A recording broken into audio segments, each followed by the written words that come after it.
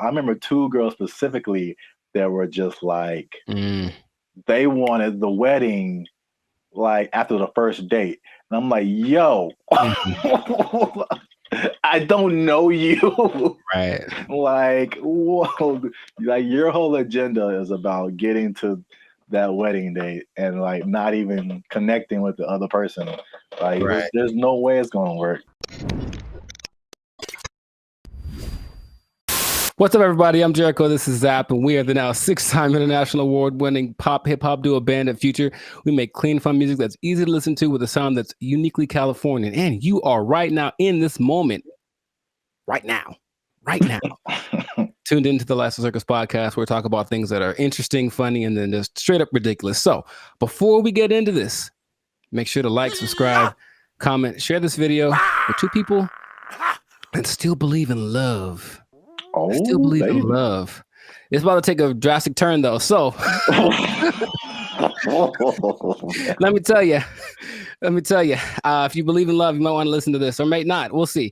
But I just attended a wedding of a good friend of mine over the weekend. It was lovely. So Zap was there. It was pretty fun. And so, of course, naturally, I was at the wedding, and I started thinking about divorce. So here's what divorce is. Okay, we're gonna talk about divorce a little bit.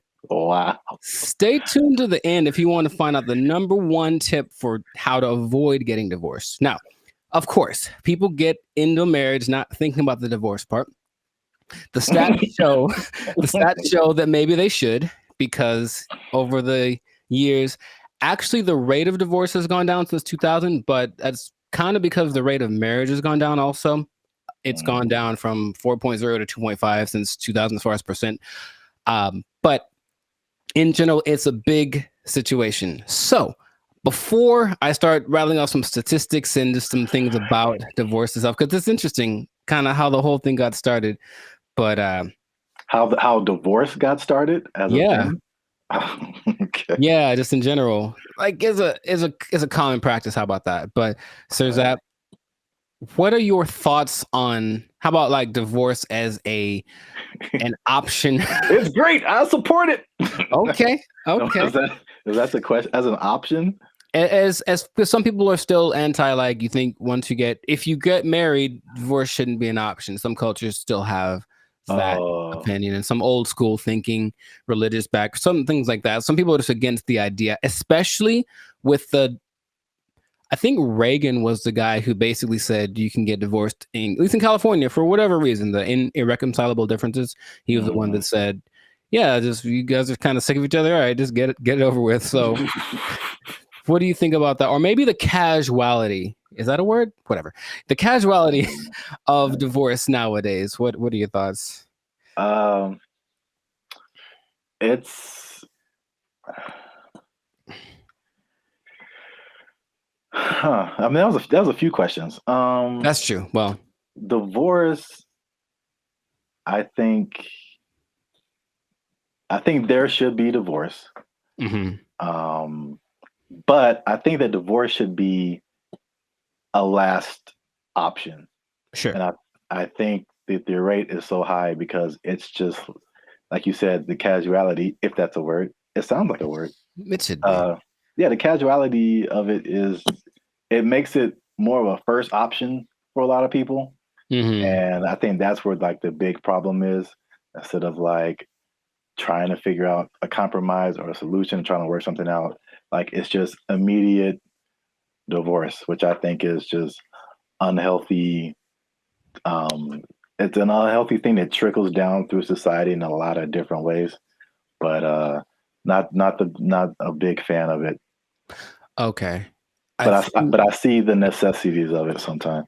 Yeah, I agree with you in the fact that it just seems like people almost go into it thinking, well, if this doesn't work out, let's get a divorce, right? And the people nowadays are more. I know a few people who have gotten divorced my age or younger, and it's like they didn't think about really. From my outsider perspective, they didn't really try to fix it. They just said, oh, it's kind of tough, let's get out of it. And that may speak more to a younger generation that says, when things are rough, we'll just, get out of the situation. It's easy. I could just quit this. It's like anything. Change my clothes, change my job, change my spouse, and it's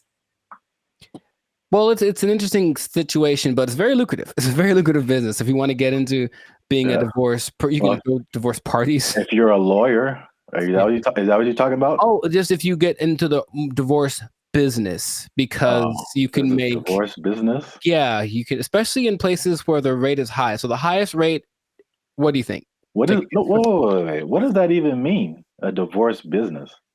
Like you go around breaking up marriages? No, divorce is like an industry. Like it's an industry. But I mean, like everything associated with divorce. So once someone decides to get a divorce, the next step. So of course there's the legal part of it, but there's also all the things like you can be the person that makes parties because there's divorce parties. You know, you can be the person that like a celebration. Oh yeah, man, it's huge. That's a huge thing. That is a huge industry. Like it's $1 billion industry. Yeah, because it's like they'll throw up, and the aim seems to be, especially on the women's side, to throw a party that's bigger than the wedding was to kind of one up it. I'm serious. It's a big deal.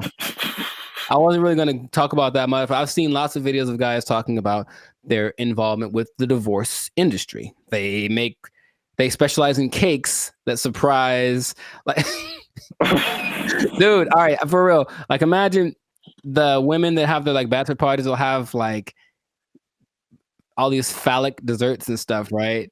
Well, imagine one where it's the same thing, but all the phalluses are kind of severed. That's the divorce party, bro. So anyways, that's the thing that people are getting into. So yes, I was asking you, what state do you think has the highest divorce rate in the United States? I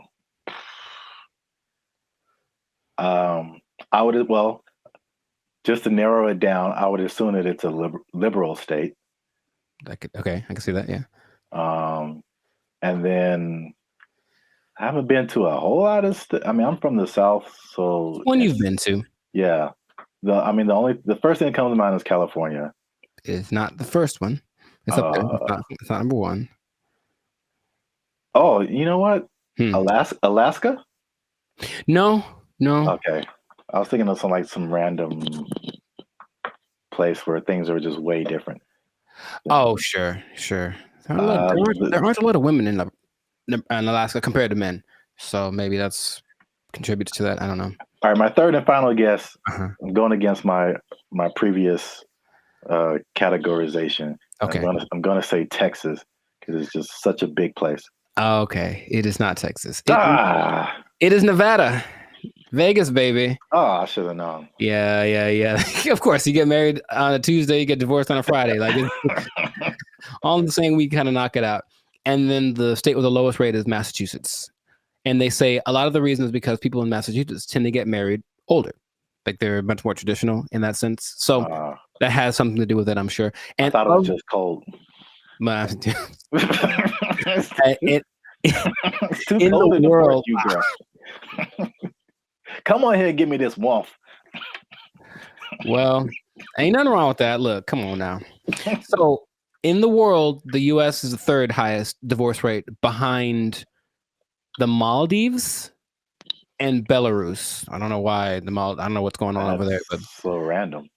But yeah, so the U.S. is the third. So we have a couple of interesting stats that are happening, and then I kind of had two teasers. So we all know that if you sign a prenup, you don't have to share your stuff except for when that doesn't work, and apparently that doesn't work all the time. So there's a lot of cases where people sign a prenup and it still went real bad for the dude. So the idea of divorce in general, it didn't start here, but the biggest case of it was in 1527. Okay, wow. Henry VIII went against Pope Clement VII. So Henry basically was married to this chick named Catherine of Aragon, Catherine, and she didn't give him a male offspring. So for that, back then, that he was like, okay, well, I want a male, so I really want to have a different woman. Plus, there's that chick over there, and she's way younger and hotter, so I want her. And her name was Anne Boleyn. And the Pope was like, nah, you can't do it. So basically, he broke away from the church, made a new church. And then this guy, Henry, started the divorce is okay thing, basically, in modern times. And what happened was that with this chick, Anne, he married her, then she had a baby, but the boy is a boy, but he died. So, old school style, he accused her of treason and she was beheaded. That's how they got down back in the day, bruh. So, yes, that's kind of a messed up thing. But in general, divorce is prevalent, and in some cases, understandably, if it's cases of domestic violence, infidelity, those are kind of the big ones, of course. Lack of commitment is a big reason for divorce. 60% of couples cite infidelity, 24% cite domestic abuse, and then basic incompatibility, money issues, substance abuse, all those things are grounds for divorce. So there are good things to keep in mind when you're thinking about ending it.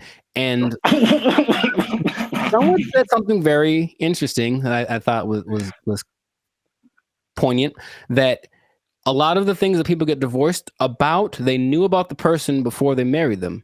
And then they married him anyway. Like, oh, so if we get married, it'll work out. So it's just people's desire to get married.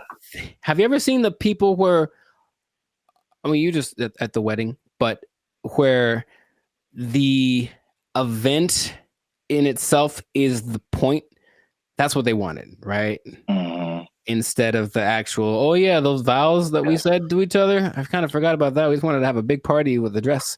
You know? I feel like I have a strong radar because both, I mean, you and I are both not married, but like, I feel like if I were someone else, I would have married some other girl that I had a radar that was like,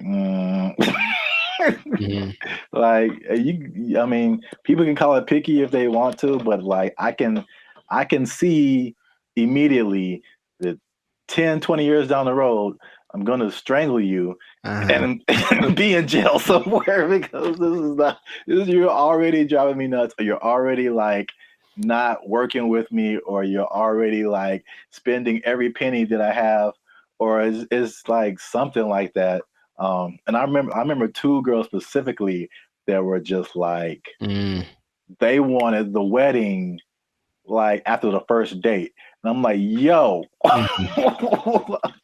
I don't know you. Right. Like, whoa, like your whole agenda is about getting to that wedding date and like not even connecting with the other person. Like, there's no way it's gonna work. Yeah, that's the thing. So for a lot of people, it just, and maybe who knows why, psychology, it's ingrained in us as children because we see it on TV and the dolls and whatever.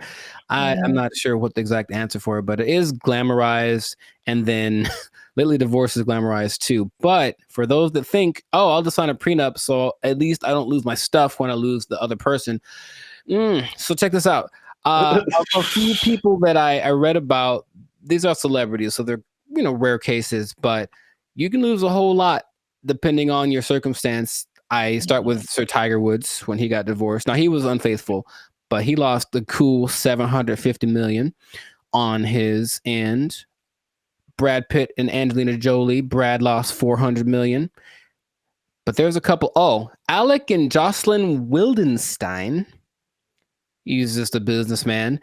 And that's the lady who, like, the cat lady, right? Who just she looks getting the surgery. So interesting. Anyways, she was like addicted to plastic surgery. Well, because she thought that it would help him stay around, and it definitely did not. But I believe there was a prenup, and she still got $2.5 billion.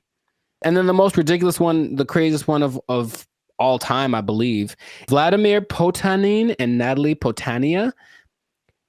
And they were married for 30 years. Okay. So It's not like it is fly by night thing. Married for 30 years, signed a prenup, all that. She still got $7 billion. That's a lot of billions. Sure. So maybe there's a something that they missed. They didn't sign. But so, and they all had prenups. Is that what you're saying? Or is yeah, that's what I'm saying. Yeah. Wow. So without it, who knows what would have happened. But I do have a bit of advice for people. I'm wondering if you would think, what's the main thing you would look for before marrying to, I guess, or no, once married, what would you do to like avoid the divorce thing? If you had to pick one thing, I will do this and it'll hopefully help me not get divorced. I would say, I know it sounds impossible, but like never fight in a sense. Mhm. So I think this is kind of like one of my big things. I think there's a difference between having a debate and having a fight. Sure. And I think people have fights and they just like lose all emotional control. They say all kind of crazy stuff. But instead of like having a debate or having a discussion and like trying to find a resolution, like they just fight. And I'm just like, it's I won't say that it's pointless, but it's like very ineffective and very damaging. So I think that would be my number one thing. Okay. That's a good thing. My parents have been married for 46 years. And yesterday my dad said something to my mom that pissed me off so bad. I thought I was gonna have to check on him in the morning, like, yo, you still alive? But also, I think that's what 46 years does. Sometimes you just say things. But my advice would be, and this is the thing y'all been waiting for, is I'm going to quote my boy Kev on stage. And by that, I mean, I don't know him, but I'd like to. And he said something very simple about his marriage, and it was really powerful to me. And he said, be excited about the wallpaper. And what he was explaining basically was that his wife got some new wallpaper and she's real stoked about it. And he doesn't care. You know, it's not whatever. But he went out of his way to be excited for her thing. And the wallpaper is just a metaphor for whatever your thing is that the other person isn't thrilled about. You're not going to have interest in every possible thing. But if you see the person that's interested, your spouse interested in the thing, and you can be excited about the fact that they're excited and therefore be excited about the thing, you'll help each other out because he's got stuff that she doesn't care about, but she still's like, oh, what about that? Asking questions about it. So if you do that, it's not a one-way street of communication or excitement or anything like that. And I think that to me sounds the most like the best advice for staying interested in each other, because you'll always be doing things together in that way. Instead of just like, oh, well, they have their thing. And so it starts the separation. And then, oh, I haven't talked to them in 3 days because they're off doing their thing. So I think that's a good way to do it. So out there, people, and yes. I think that's a interesting point, but I have a problem with it. Uh-oh, hit me. Uh-oh. I'm going to tell you guys on the next episode. Oh, snap. I didn't know there was the next episode. I got a problem with it. All right, well, let's see what it is. But yo, check it out. This has been another episode of the Life's a Circus podcast. Make sure to like, subscribe, comment, and share this video with two people that you think are on the brink and you want to save them. Y'all ain't gonna make it past Tuesday. We need to have an intervention. Y'all need to do some crafts together or do some tantric yoga or something to spark up something and see how that goes. Because if you guys split,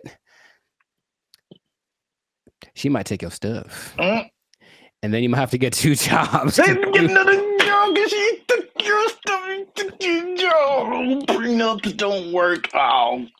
They took our jobs! They took our jobs!